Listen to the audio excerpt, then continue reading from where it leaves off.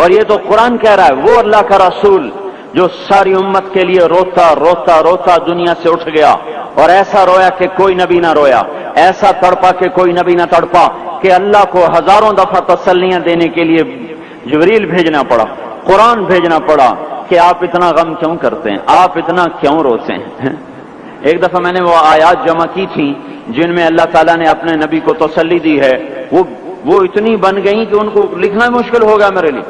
وہ 100 سے زیادہ آیات بنتی ہیں جس میں اللہ تعالیٰ تسلی دے رہا ہے، لعلک باخع نفسک الا یکونوا مؤمنین، لعلک باخع نفسک علی آثارہم ان لم یؤمنوا بهذا الحدیث اسفا فلا تذهب نفسك عليهم حسرات ما انت عليهم بوكيل لست عليهم بمسيطر ما انت عليهم بجبار من كفر فلا يحزنك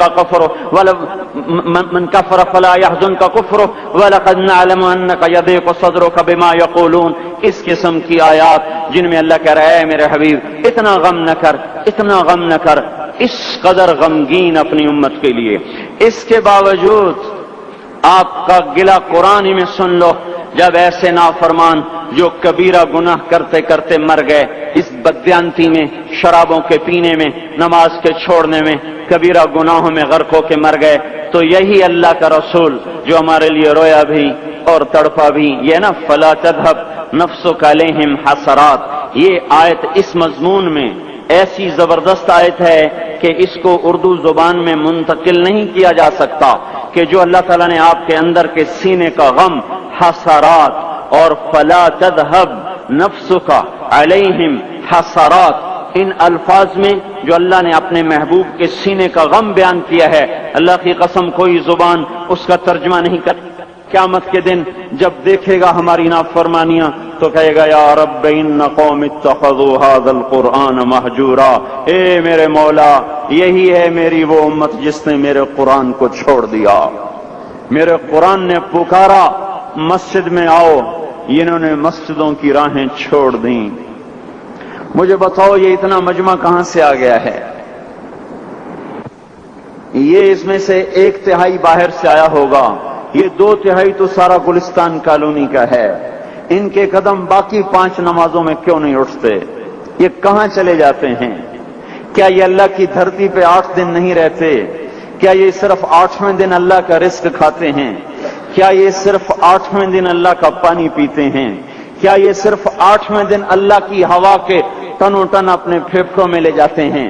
کیا یہ صرف 8ویں دن اللہ کے دیے ہوئے نور سے دیکھتے ہیں؟ کیا یہ صرف 8ویں دن اپنے کانوں سے سنتے ہیں؟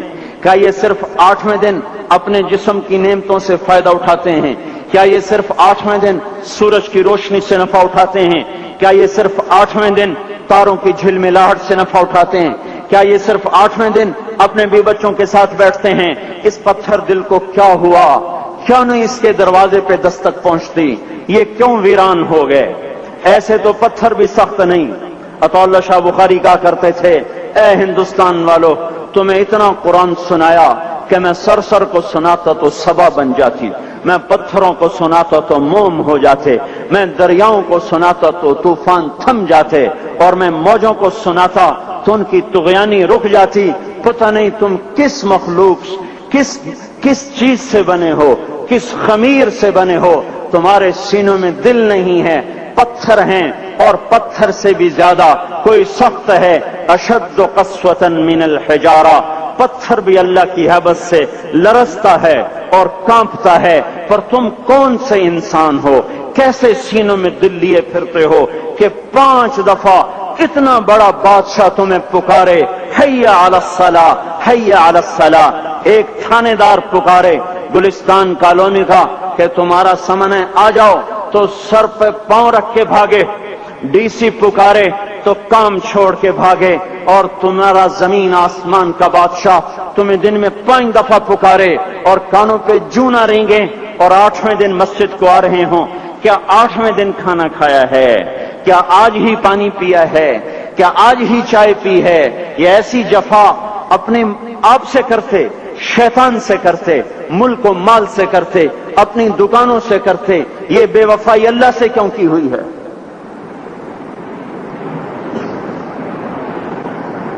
جس زمین پہ سجدہ نہ ادا ہو، اس سے بڑا بھی کوئی جرم ہے؟ زنا کرنے کو گناہ سمجھتے ہیں، نماز کا چھوڑ دینا زنا سے بڑا جرم ہے۔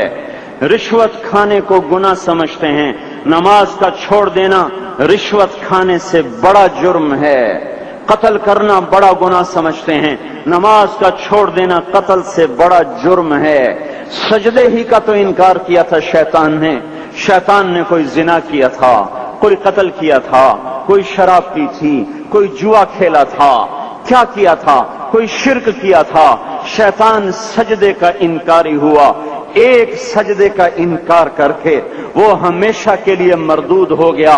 اس مسلمان کو ہوش نہیں ہے جو روزانہ دن میں 5 دفعہ 20 سجدوں کا انکار کیے بیٹھا ہوا ہے، اور پھر آرام سے روٹی کھاتا ہے، آرام سے چائے پیتا ہے، اور آرام سے کہے لگاتا ہے، اور آرام سے اخبار پڑھتا ہے، آرام سے بیوی کے پہلو میں لیٹتا ہے۔ ایک سجدے کا انکار ہو کر شیطان ہمیشہ کے لیے مردود ہوا۔ جس نے فجر کا انکار کیا سجدوں کا، پھر ظہر کے سجدوں کا مذاق اڑایا، پھر عصر کا مذاق اڑایا، پھر مغرب اور عشاء کا مذاق اڑایا۔ گھر میں نماز پڑھنا بھی چلو نہ پڑھنے سے تو بہتر ہے، پر یہ بھی نماز کا مذاق ہی ہے۔ اور 8ویں دن سر پہ ٹوپی رکھ کے آیا۔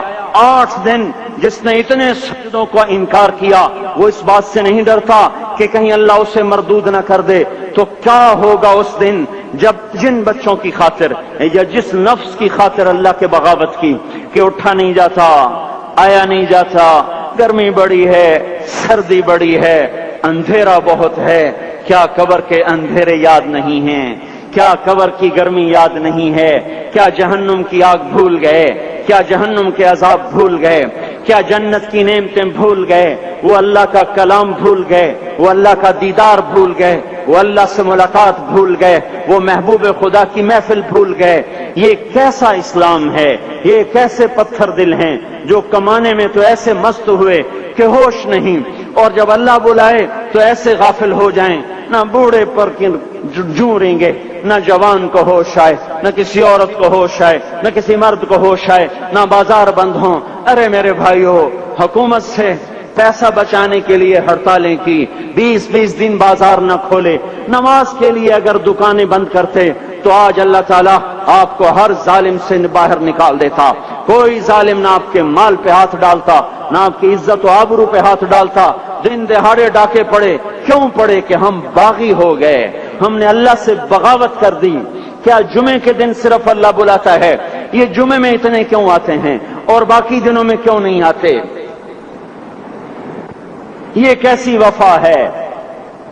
اور ایسا وفاؤں والا اللہ کہ زمین بولے اے اللہ اجازت دے میں گلستان کالونی کو نگل جاؤں، سمندر بولیں مولا اجازت دے ہم چڑھ جائیں، فرشتے بولیں اے اللہ اجازت دے ہم انہیں ہلاک کر دیں، اور جس کے سجدے کا انکار ہوا پڑا، جس کا 8 بازاروں میں جس کی شریعت کا مذاق اڑایا جا رہا، وہ جس کوئی غیرت خود جوش میں آ رہی کہ یہ میرے بنے ہوئے گندے پانی کے بنے ہوئے نطفے سے بنے ہوئے میری غذا کھا کر، میرا رزق کھا کر، میری ہواؤں سے زندہ، میرے پانیوں سے زندہ، میری روٹی سے زندہ، میرے دیے ہوئے گوشت سے زندہ، میرے دیے ہوئے نظام سے زندہ، یہ میرے ہی منکر بن گئے۔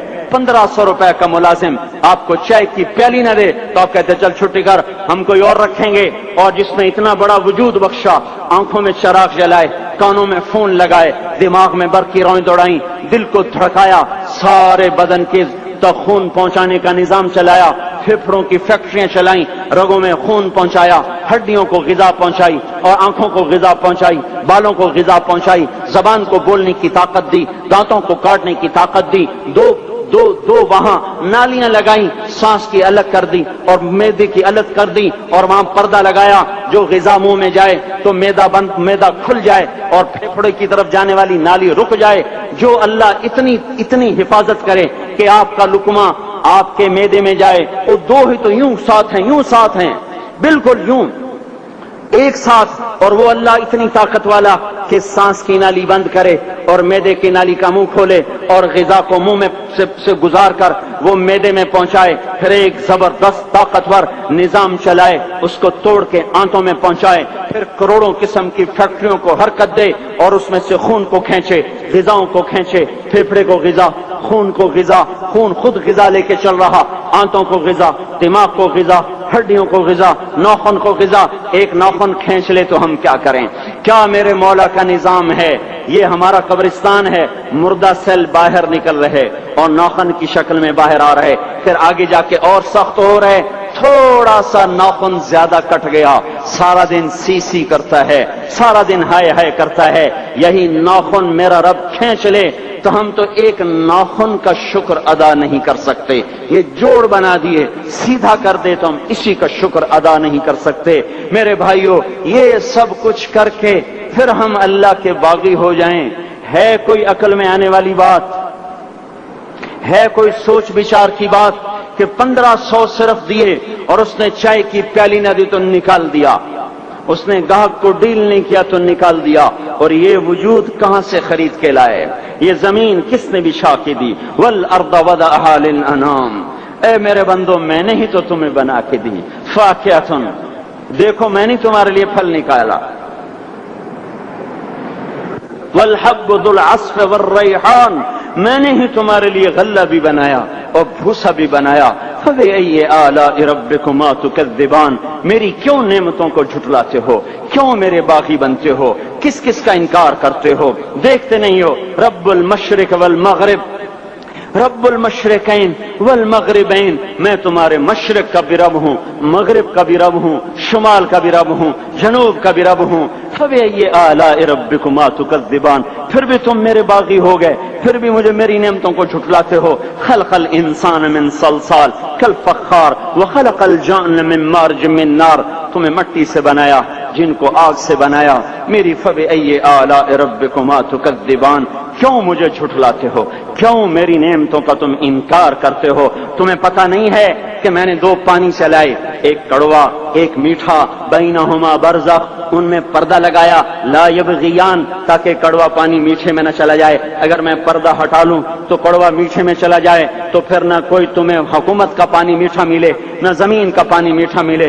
فبأي آلاء ربكما تكذبان، تم دیکھتے نہیں ہو تمہاری کشتیاں میرے اتنے بڑے سمندر میں آرام سے کراچی سے چل کر نیو یارک تک چلی جاتی ہیں، اور میں طوفانوں کو روکتا ہوں، موجوں کی لگام کو لگام دیتا ہوں، پانی کو تھام کے رکھتا ہوں کہ تمہارے تنکوں جیسے جہاز میرے ایسے محیط اور خوفناک سمندروں پر ایک کنارے سے چل کر دوسرے کنارے تک چلے جاتے ہیں۔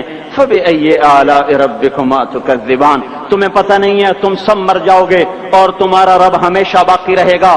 فبأي آلاء ربكما تكذبان، تمہیں پتہ نہیں ہے کہ ہر روز اس کی شان جدا ہے، كل يوم هو في شأن۔ فبأي آلاء ربكما تكذبان، نہیں سنتے ہو؟ سنفرغ لكم أيها الثقلان، پھر سن لو میں ان قریب تمہارے لیے حساب کتاب کا نظام چلانے والا ہوں، اور میں ان قریب تمہارے لیے فارغ ہونے والا ہوں۔ فبأي آلاء ربكما تكذبان، کیوں جھٹلاتے ہو؟ کیوں باقی بنتے ہو؟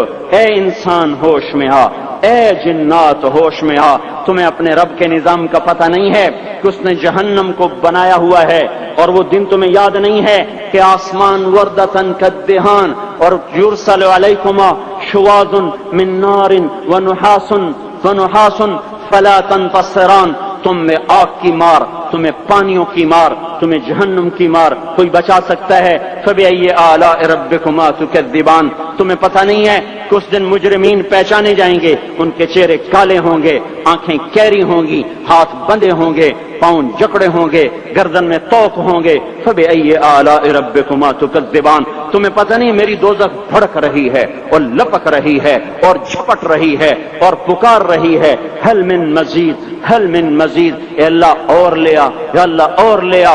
فبأي آلاء ربكما تكذبان، تمہیں کیا ہو گیا؟ تم کیوں میرے باغی ہو گئے؟ تم کیوں